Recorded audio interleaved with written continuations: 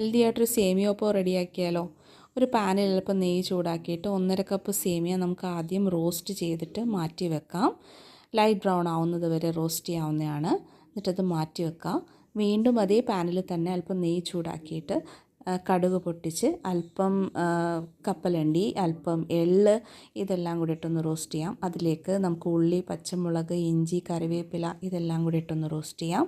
അതിലേക്ക് നമ്മുടെ പച്ചക്കറികളും കൂടി ഇട്ട് നമുക്കൊന്ന് വഴറ്റി വെക്കാവുന്നതാണ്. 2 മിനിറ്റ് ഒന്ന് മൂടി വെച്ച് വേവിക്കുക.